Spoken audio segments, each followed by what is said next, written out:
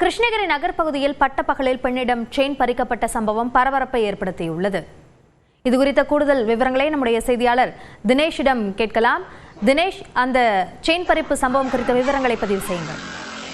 நிச்சயமாக, அதாவது கிருஷ்ணகிரி ஜக்கப்பன் நகர் பகுதியைச் சேர்ந்தவர் கலைச்செல்வி. இவர் இன்று காலை வழக்கம் போல் அவருடைய பேர குழந்தைகளை தனியார் பள்ளியில் இருக்கக்கூடிய வாகனத்தில் ஏற்றுவதற்காக அழைத்து சென்று கொண்டிருந்தார்.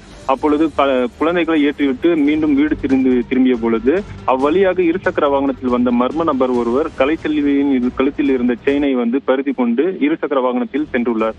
அதன் உடனடியாக சுதாரித்து கொண்ட கலைச்செல்வியை கூச்சலிட்ட பின்பு அந்த வாகனத்திற்கு பின்னால் சென்று பார்த்த பொழுது அந்த மர்ம நபர் தப்பி சென்றுள்ளார். உடனடியாக அங்கிருந்த சிசிடிவி காட்சியினுடைய ஆராய்ந்த பிறகு கிருஷ்ணகிரி நகர போலீசார் சம்பவ இடத்திற்கு அந்த சிசிடிவி காட்சியின் அடிப்படையில் அங்கிருந்து சென்ற பொழுது ஆந்திர மாநிலம் குப்பம் செல்லும் சாலையில் குருவிநாயனப்பள்ளி என்ற பகுதியில் அந்த நபர்களை மடக்கி பிடித்தார். பின்னர் அவரிடம் நடத்திய விசாரணையில் அவர் ஆந்திர மாநிலத்தை சேர்ந்த அனந்தபூர் பகுதியில் வசித்து வருவார் என்பதும் தெரிய வந்தது. இதையடுத்து அவரை கைது செய்து அவரிடம் இருந்த அந்த செயினை பறித்து அந்த கலைச்செல்வியிடம் நகர காவல் நிலையம் ஒப்படைத்தனர்.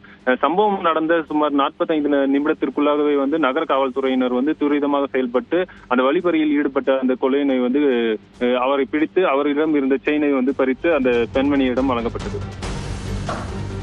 விரிவான விவரங்களுக்கு நன்றி தினேஷ்குமார்.